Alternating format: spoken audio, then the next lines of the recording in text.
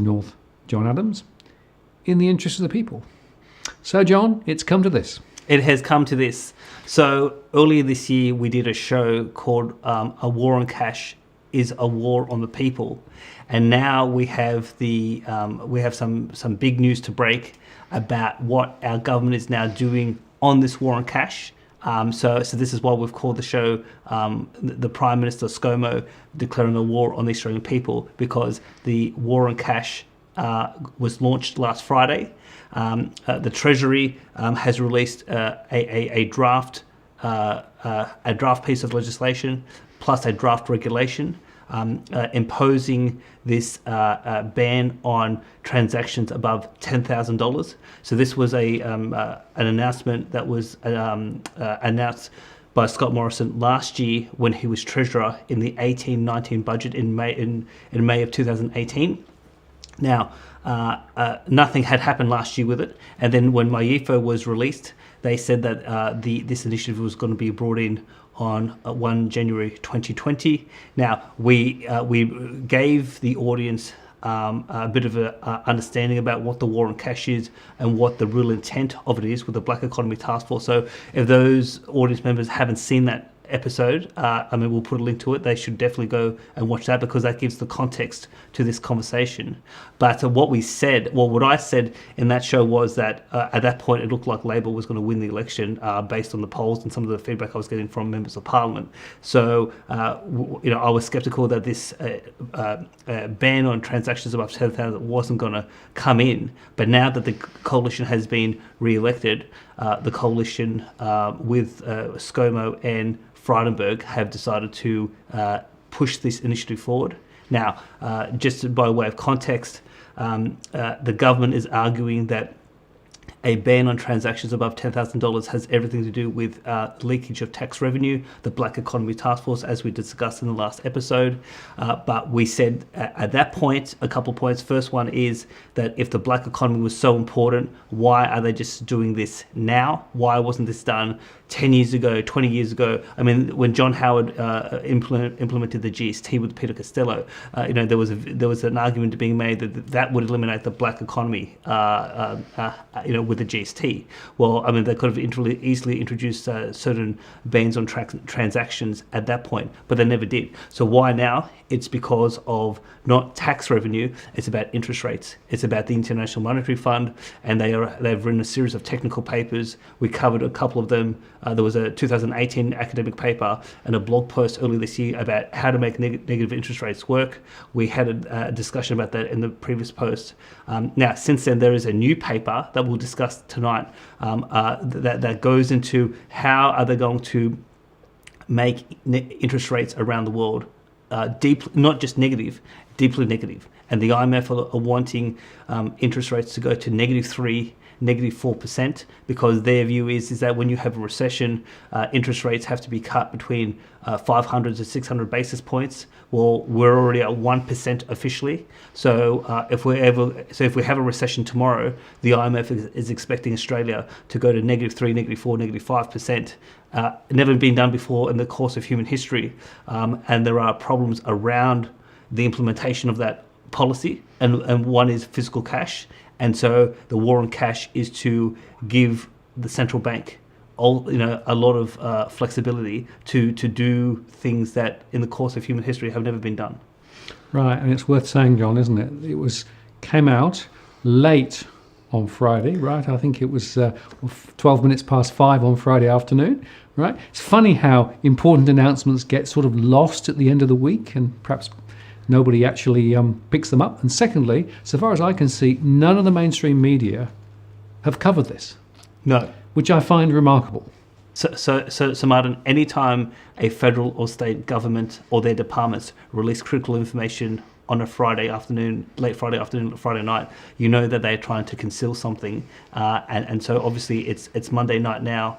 The mainstream media and people in the Parliament have had an opportunity to openly talk about this if they so wish.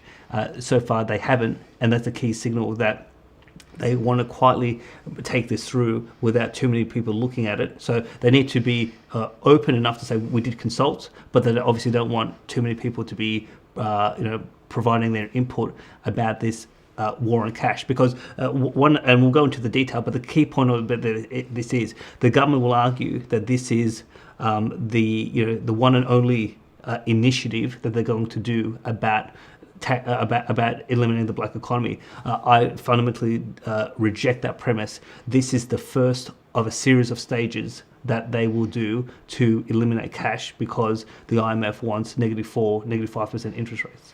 And it's worth saying, I think also, John, that the consultation period is actually reasonably short, isn't it? Yes. So the consultation period, so it started on Friday, on the 26th of July 2019, and it will conclude on the 12th of August. Right. So people only have effectively a couple of weeks to provide their input about this legislation, and then obviously once the winter sittings or the winter recess concludes and the spring parliamentary sittings come back, the government will be coming back to the House of Representatives to introduce the bill, and then obviously if it passes the bill, then the regulation. And I think it's worth underscoring that this impacts cryptocurrencies. It impacts the value of money. Mm-hmm.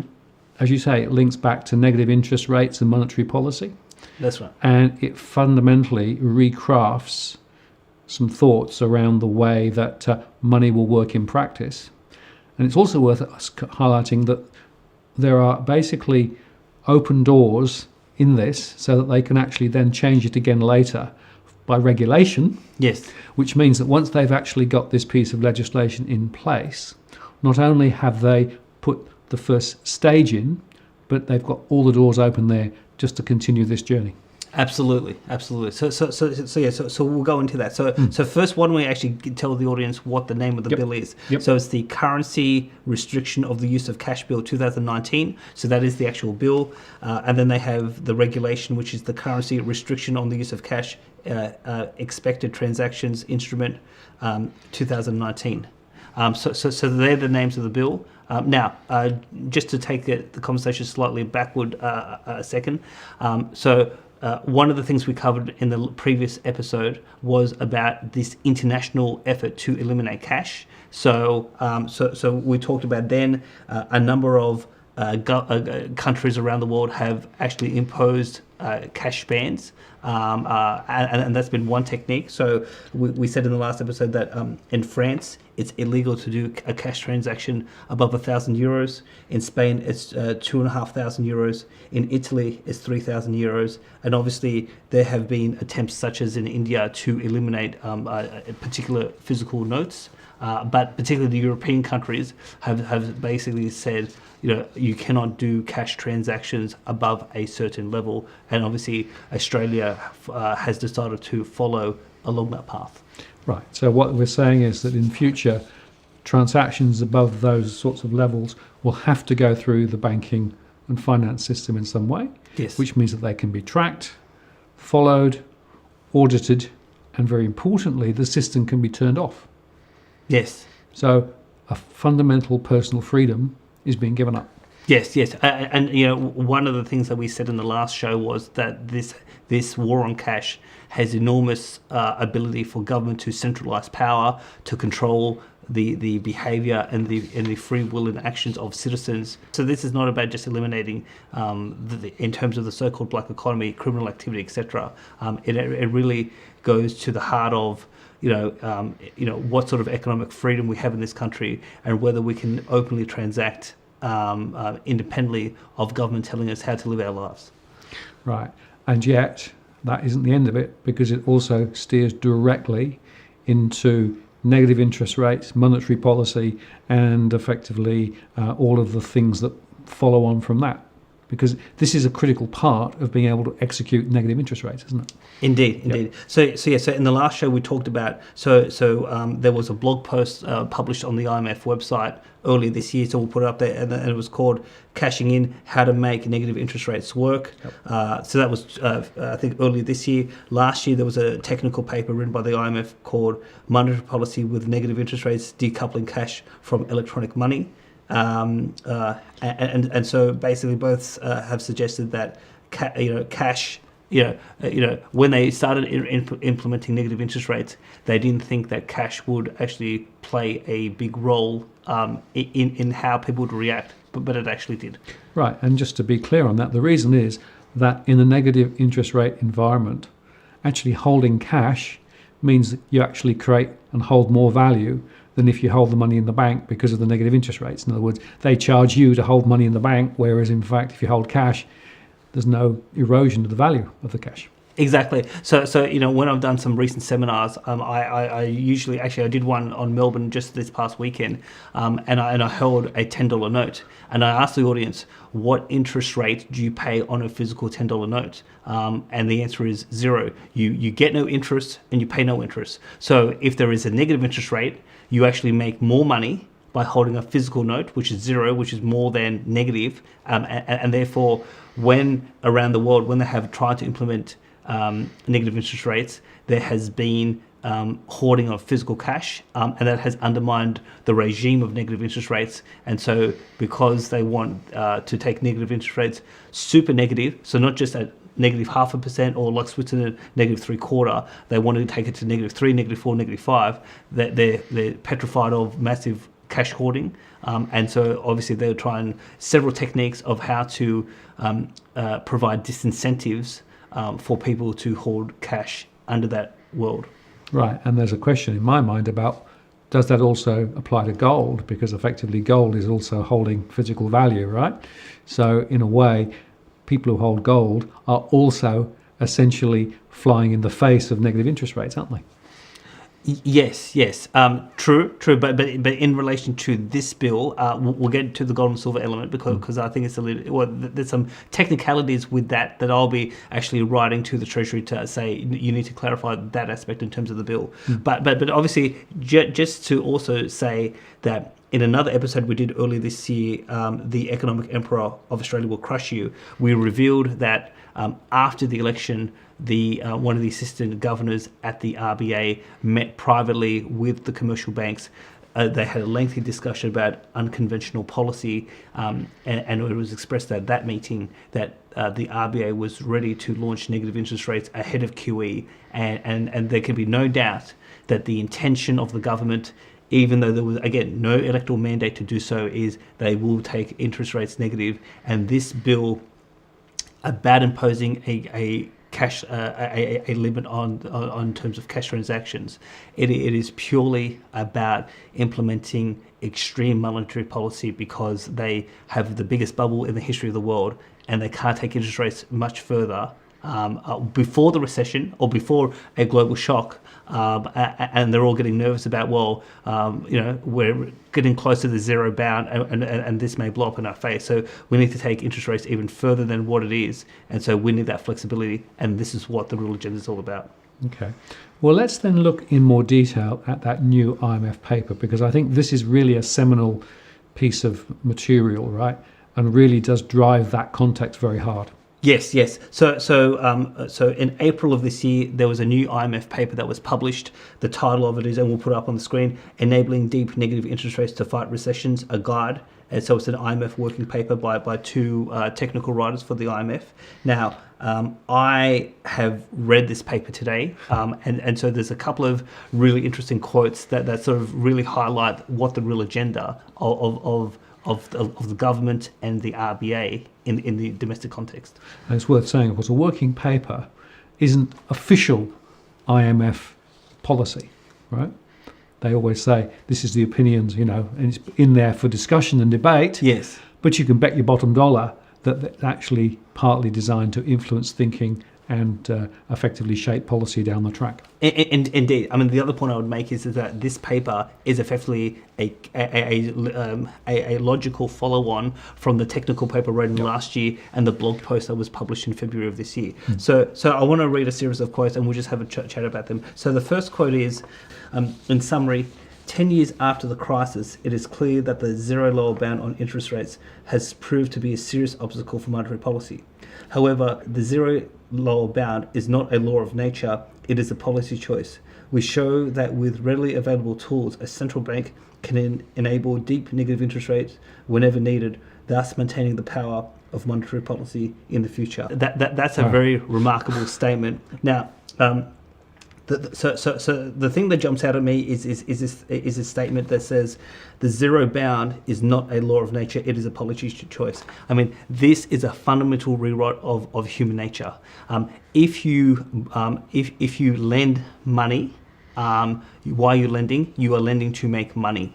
So obviously that's why you have a positive interest rate in terms of cash when you set interest rates, because whether it's a bank lending to a customer, whether it's a central bank lending to a commercial bank, the whole premise of the capitalistic system, it is to make money, and it makes no logical sense to lend money if you know you're going to lose money. Now, obviously, in terms of charity or in terms of if you've got alternative motives, but in terms of running an economy is, economic growth is driven by making wealth, and you don't lend money if you think you're going to lose money. So they're effectively trying to say that human nature and the essence of the capitalistic system is a policy choice, and that to me is the most radical statement I've heard in the sort of around economic theory, probably in the last 10, 20 years. Yeah, well, it's completely at odds with what has been practiced for generations and generations, right? So it's quite remarkable.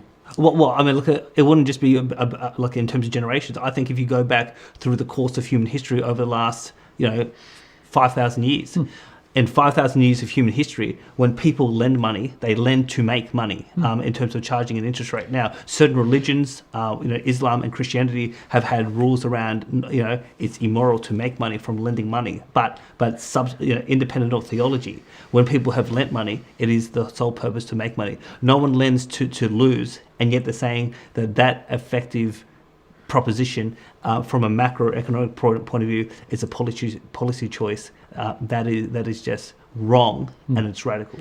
And just to underscore one other point, the whole idea of negative interest rates is that people are being forced, or encouraged at least, not to sit on money, but effectively to try and put it back to work, right? That's the whole point of what they're trying to do, right? Yes. So banks can be given very, very, very low interest rates or no interest rates, but if the banks hold the money rather than lend it, they'll be charged to do that. Yes. Right? Yes. And in fact, if people want to get a real sense, the 10-year German bond yield is already negative. Yes. Right? Yep. So this isn't just a theoretical thing. No, it's happening right now. That's the point, right? And we already have some interest rates that are negative, but at the moment they're mildly negative, yes. right? And what this is doing is opening the door essentially for deep negative interest rates. In other words, the penalty for holding money is going to go very high to try and force people to be effectively made to invest or, do things with the money rather than hold on to it. That's the fundamental point. Yes, and the audience needs to ask themselves, why do we have mildly negative interest rates today? It is because we've got the biggest bubble in the history of the world. And so to maintain the bubble to the size that it is today, they've had to go mildly negative. And what they're saying is that if we have an economic hiccup like a recession or a shock, to ensure that we don't have a global depression, the biggest the world's ever seen, we need to take interest rates to deeply negative rates. And there are obviously big policy questions, but mechanical questions as to how to make this happen. Because again, in the course of human history, what they're attempting to do is it's never been done before. Right. And I have a theory, and you might agree or disagree, but this is more about trying to avoid blame for things than almost anything else, isn't it? Isn't that really what's going on here? Well, so it's interesting you should say that. So let's go to the next quote from the paper. Quote: "In our view, central banks have only a short period to get their job done before getting blamed for a slow recovery and even for a low natural rate. Hence, as compared to using mild negative rates for a long period of time, the use of deeply negative rates for a short time has political advantages." So basically what they're saying here is that if we have a shock, that the central bank is under enormous pressure to get things going again, rather than having a slow recovery or no recovery or a catastrophe in terms of a depression. And so they're saying the only way that from their point of view can be achieved is through super low negative interest rates, and they think that if they get interest rates to -4, -5, that's going to give them a political advantage if they can pull off the Great Houdini Act. But one of the things we made in the previous show, and this is again going back to their papers from their 2018 technical paper, is they said on a number of technical questions, we don't know exactly how this will how this will operate in practice because it's never been done before and there's no empirical evidence. So a lot of this is still, the rationale of negative interest rates and whether it will actually work in driving economic growth, in terms of keeping inflation low, in terms of financial stability. All of this is just a massive guess, and billions of people are basically little pawns in a chess game, and it is the greatest monetary experiment that they're about to launch in the next short while. What's it like to be a guinea pig, eh? That's exactly what we're being exposed to at the moment, isn't it? Exactly. Yeah. But we're a guinea pig with no democratic consent, yes. With no politician or central bank fronting the people and saying, in order to stop the greatest depression in the course of human history, we really have to throw the dice. Otherwise, it's curtains for everyone. No one's willing to say that, but that's in essence what they're saying right here. Right, and that actually goes to the third slide, right, which I think we're going to look at now, which essentially underscores again that this, from their perspective, the political cost of doing this is worth it. Yes. So in terms of the next quote that I've put out on the paper is, quote, our view is that when needed, deep negative interest rates are likely to be worth the political cost. So obviously with this quote, they're saying that there is a political cost, but if they roll the dice and it works, the benefit of this is worth the political backlash, because one would expect that there could be potential backlash if they took interest rates to -4, -5%, because again, confidence among business, among the ordinary citizens, they're going to say, hang on, this makes no sense. Why are we doing this? Why won't our central bank and our government explain what's really going on? So that's part one of the quote. Let me just go on, because this goes to the issue of paper money. While the complete abolition of paper currency would indeed clear the way for deep negative interest rates, whenever deep negative interest rates were called for, such proposals remain difficult to implement since they involve a drastic change in the way people transact. So when I read this paper, they did say that that eliminating cash would be effective, but there is political resistance to eliminating cash, and so one of the techniques we spoke about in the last show is about this idea about putting a cost on physical cash as opposed to electronic money, and basically force people from a pricing point of view to use electronic money rather than holding physical cash. But obviously, what our government is trying to do is slowly get us used to a society with no physical cash, and we spoke about that in the last show. So it's not just this proposal, but there are things happening in the banking system that are encouraging more electronic transactions, and we're being slowly shifted by the central bank, by the commercial banks, by government to move away from cash, and there is now there are efficiencies in terms of the system, but by having more electronic payments, but separate to that, now given the precarious nature of the global economy and the global debt bubble, this in the domestic context is the first salvo in this process of trying to really clamp down on cash being used throughout Australia. Yeah, so I guess there are two observations there. The first is, I think we've been sleepwalking into this future for some time, right? Yes. Little by little breadcrumb steps, as it were. But if you stand back and think about it, then effectively, you can see that there's a clear direction away from cash towards electronic and all the controls. The second is, I've got to say, what does this say about democracy, right? Because there's nobody that I know of would say we've signed up for this. No. And yet it's being imposed. Well, it's being imposed. So that's why we did the previous show about the economic emperor will crush you. Because, again, Philip Lowe, he has effectively full dictatorial power in terms of what he can do with monetary policy. And obviously this legislation is basically to limit the consequences of what he's likely to do. And again, if this comes in place and they're going to start using the police to stop people from using cash, Philip Lowe's powers will go to even more astronomical levels. Okay. So with that sort of context, we should probably look at the bill then in some detail as proposed. Shall we do that? Yes, yes. So basically, the bill basically applies a limit, a legal limit to all cash transactions equal to or in excess of 10,000, except for those that are exempted in the regulation. So the bill says everything will be banned, and the regulation says some things will be excluded. And we'll get to why. I mean, it's interesting they've constructed the act and the regulation the way they have, but we'll talk about that in terms of a second. Now, in terms of what do they mean by cash? Now, there is the Anti-Money Laundering and Counter-Terrorism Finance Act 2006. And in that act, there's two definitions. There's one for digital currency and there's one for physical currency. And this new legislation is relying on those definitions to explain, well, what is cash is. So let's actually go to those definitions now. So we're going to start with the definition of digital currency. So this is Anti-Money Laundering and Counter-Terrorism Financing Act 2006. Digital currency means a digital representation of value that functions as a medium of exchange, a store of economic value, or a unit of account, is not issued by or under the authority of a government body, is interchangeable with money, is generally available to members of the public without any restriction on its use as consideration, or a means of exchange or digital process or crediting declared to be digital currency by the Anti-Money Laundering Counter-Terrorism Finance rules.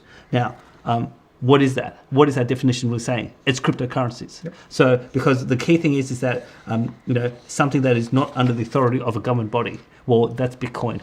All of those Bitcoin, the altcoins, that's what digital currency is defined as. And so under this legislation, cash includes cryptocurrencies. So that's point number two. So let's go to then now the definition of physical currency.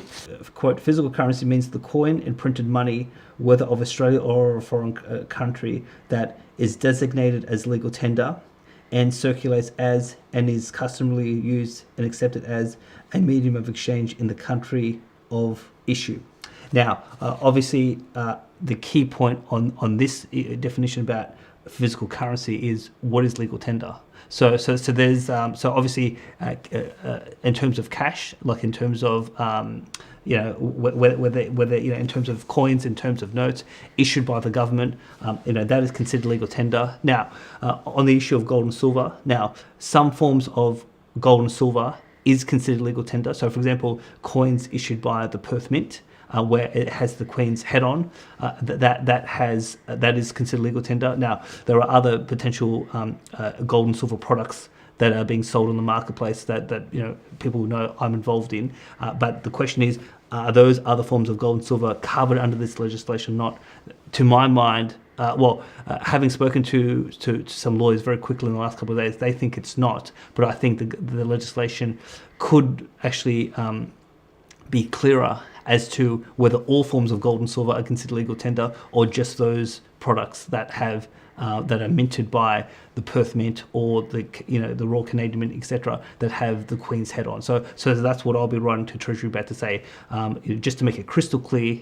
If this is to become the law, this is a point of confusion that it would be the legislation would be strengthened if you could make that point. But obviously, here we have. Basically anything issued by government as legal tender, or if it is a digital currency not issued by government, that is what is encaptured in this band of $10,000 or above. Right. And the way it's been framed, just to repeat that, is everything's included except when it's not, and then they actually outline a series of exemptions, don't they?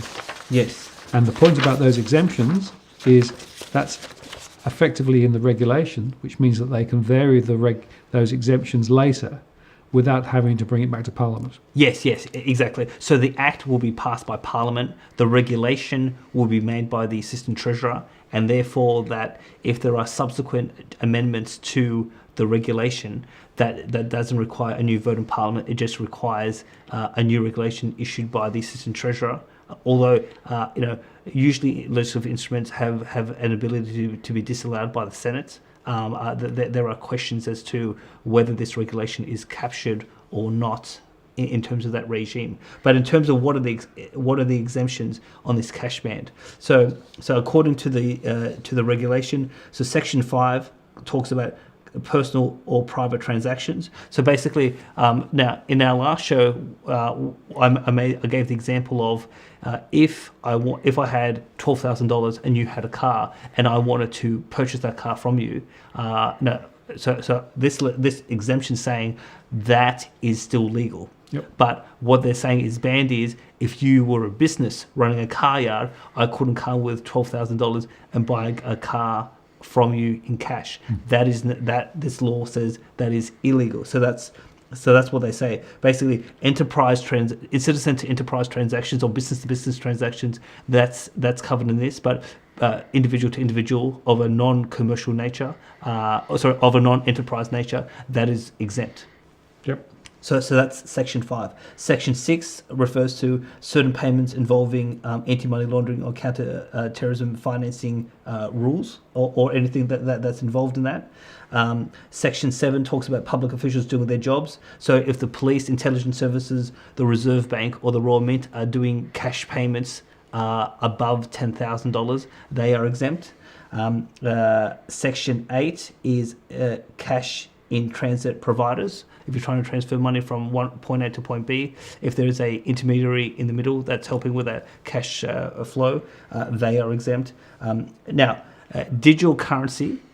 So here's the thing: they've put digital currency in the Act, but then they've said in the regulation it is exempt. Now, so if this passes, cryptocurrency. So if you want to use crypto, if I had 12,000 of Bitcoin and you were a car yard, I could still use my Bitcoin to buy a car from you because it's exempt.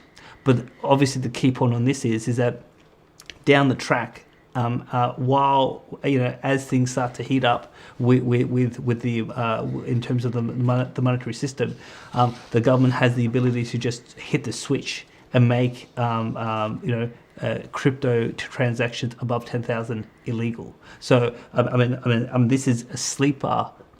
Look, it's a sleeper sort of section in the regulation saying that, because what are they trying to do here? They're trying to say to the ordinary citizen that we're not going to control private individual transactions. We're not going to control crypto, but they've effectively put these as sleepers, and they can just hit the switch whenever they want. And so again, these exemptions I think are just in here to provide the government with sufficient excuses to downplay any concerns.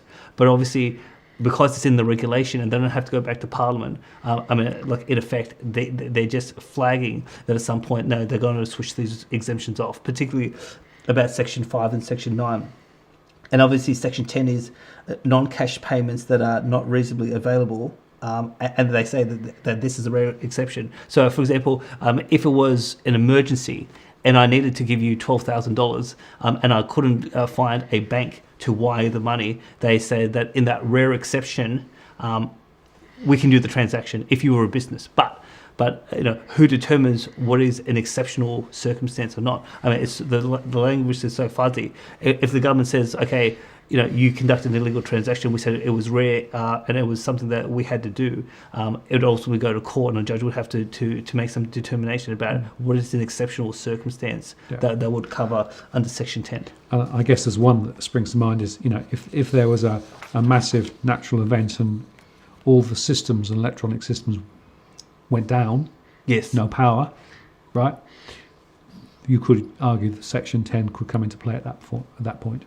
Yes. I mean, that would seem reasonable to me, yep. But the government and elements of the establishment don't seem particularly reasonable. So while that seems reasonable, I mean, who knows what they'll do in that circumstance. So then obviously the question becomes is, well, if you break the law, so if you were a business and I still came to you with $12,000 and you're willing to accept the $12,000, well, what will happen?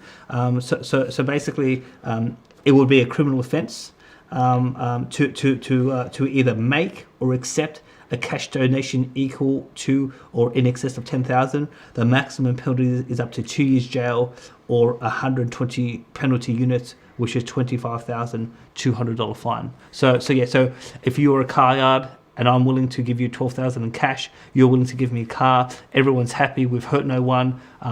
We could go to jail for 2 years, or we could pay the Commonwealth $25,200 as a penalty for breaking these rules. It's pretty shocking, isn't it? Well, of course, but obviously this is why in the previous episode we called it a war on cash is a war on the people, because this goes to the very essence of freedom to be able to conduct commerce without government control and interference. But obviously, and here's the thing, having been, now I'm no longer a member of any political party, but I used to be a member of the Liberal Party. Now the Liberal Party has this philosophy of liberty. And obviously, that's one of the reasons why I wanted to go work for the coalition in 2012-13 as an economic advisor, which was to restore greater liberty, economic liberty in the economy, because that, I believe, generates more prosperity. And yet, the people who I worked my ass off, to be honest, and a whole bunch of other people to get these people into power, I mean, they're effectively implementing totalitarian measures, which are the antithesis of what their party is supposed to represent. So if anyone's watching out there, either a member of the Liberal Party or supports the Liberal Party, if you support freedom, you are supporting a totalitarian regime that's basically trying to quash freedom, even though they say they are pro-freedom. Good point. So now, in terms of what we'll just do here is that on the Treasury website, they actually do have a summary of all these points that we've made, and they've put it into a nice glossy one-page sheet. So how about we just put that on the screen for people to look at? Now, again, the one-page summary talks about the black economy and trying to stop tax leakage, but this because the IMF has built the cat, and again, it's not just Australia trying to do these measures. Countries around the world, particularly in the European Union, have done this, and this is all about not tax revenue. This is all about eliminating the consequences of negative interest rates. And again, if the government says that we're full of it, well, let them come here and let's have a debate on camera as to will the Prime Minister? Because here's the mainstream media won't ask the PM. Will the Prime Minister guarantee the public that we will never see negative interest rates in Australia?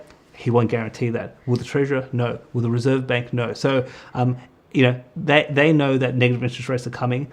They've said it privately. No journalist will ask them to rule it out. And even if we're asking them to rule it out now, none of them will actually make that commitment. And that should speak volumes as to what's going to happen with interest rates going forward and why this is so critical in that whole framework.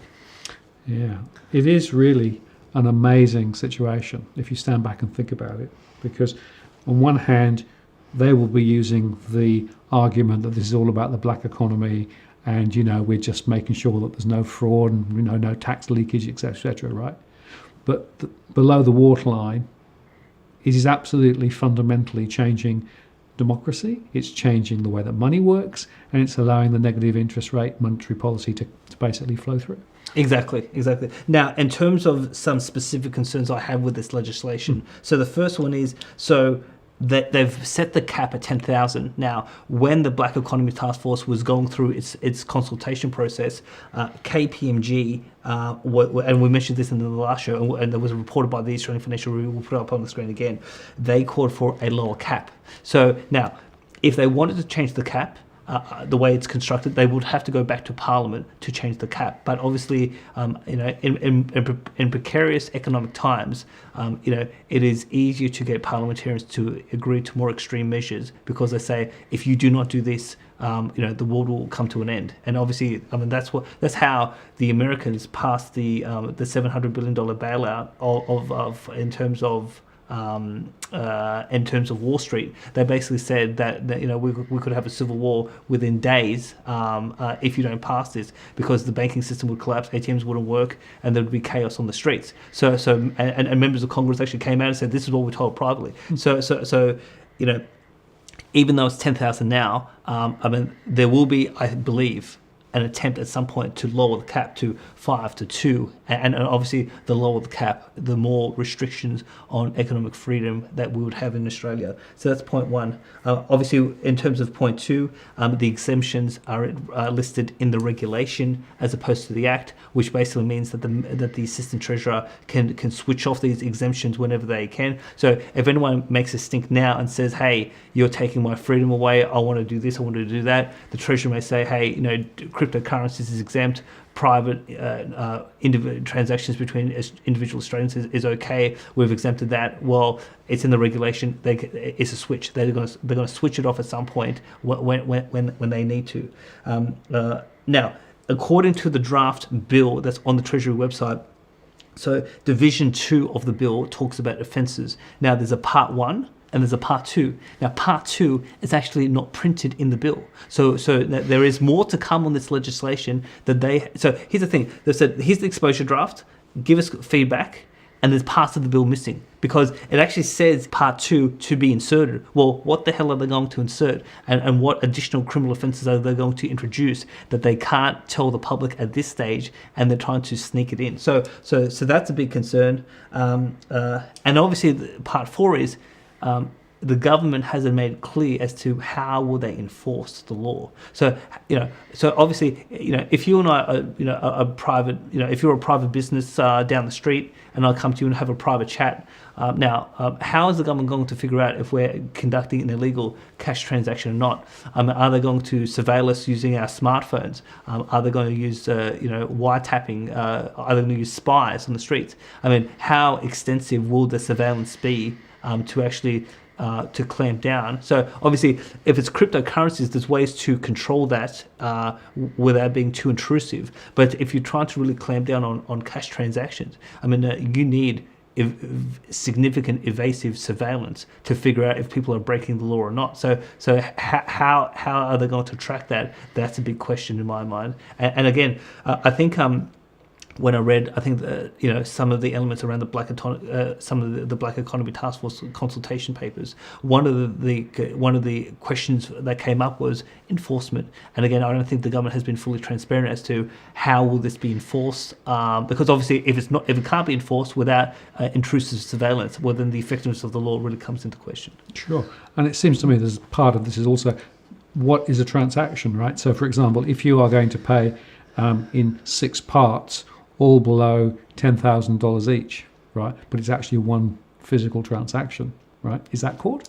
Yes. Oh, yeah. No. Look, I'm glad you mentioned that because they did actually say that. So this covers either a single transaction or a series of transactions that are part of a series of payments, part of the one transaction. So if we made if I bought the car from you for $12,000 and I paid 6 transactions, $2,000 each.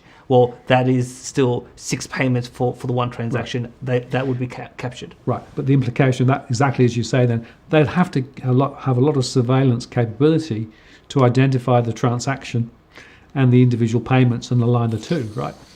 Indeed. So where to from here?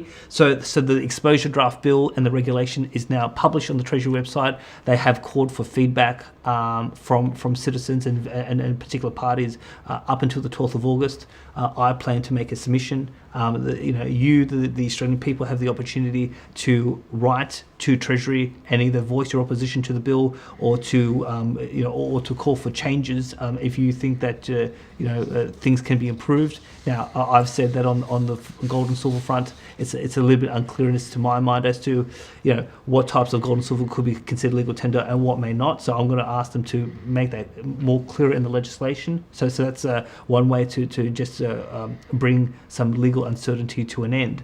But the other obviously point is if you are opposed to this type of regime coming into Australia, we only have. So we have a 2-week consultation period, and then probably by early September, this will be introduced into Parliament, and they're going to try to quietly bring this into law. And so we only have a month to 6 weeks to basically stop, a regime that, to be honest, I took an active part to put in power by working for them. We only have 6 weeks to stop this massive intrusion of power coming into the lives of ordinary Australians. And I'll be mobilising people who I know, and again, I'll be mobilising people to stop this. But yes, when I found this out yesterday morning, I texted 5 federal MPs and said, "What the hell is your government doing? I mean, I don't want to be attacking your Prime Minister and your government every week, but you're basically giving me no choice. If you're going to try this sort of crap every week, well, I mean, what are you going to expect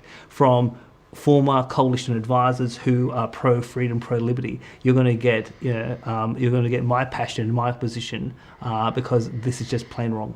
Yeah, and I think it's also viewers might want to actually lobby their MPs, and actually ask them questions about this, because I'm betting you that most MPs will have no idea about this at all. Absolutely. Well, yeah. So I mean, look, I think most MPs. Thing is, they won't know about this, and if they were asked particular technical questions, they won't know. Why? Because MPs and senators don't read the laws they pass. They're just told to basically act like little lemmings, walk into the chamber, vote for legislation. I mean, so it's interesting. Someone who I know quite well was walking through the halls of Parliament last week at about 7 p.m. and was gobsmacked by how many alcohol-fueled functions there were in MPs' offices. And so, I mean, when I worked in Parliament, I mean, I was working in most sitting nights till about 11 o'clock midnight, but I was actually doing work for the senator who I was working for. But it is still common that after 7:30, you have MPs getting drunk on the taxpayers' expense rather than reading the laws that they vote on without reading, and that is a disgrace. Yeah. And so the bottom line is this, right? This is monetary madness. Absolutely. Right? So in the interest of the people, we need to make sure that people understand what's happening. Yeah. And it's not too late to have a voice. Indeed, and the other point is that all of this information is public, the Act and the regulation. So if people want to verify what we've said, everyone's entitled to go check our sources, go to the Treasury website, download the legislation, read it for yourself, figure out what's really going on here. But you cannot just accept the government's explanation that this is about taxation, because it's not, because there's a global regime being put in place, a global infrastructure, and this is all about negative interest. So, John, this is really a very concerning issue, isn't it? Indeed. The thing is, like, the Australian people only have 6 weeks to stop their government from doing something crazy, and so I think this is very critical. Right. So, in the interest of the people, you have been warned. Martin North, John Adams, in the interest of the people. We'll see you next time.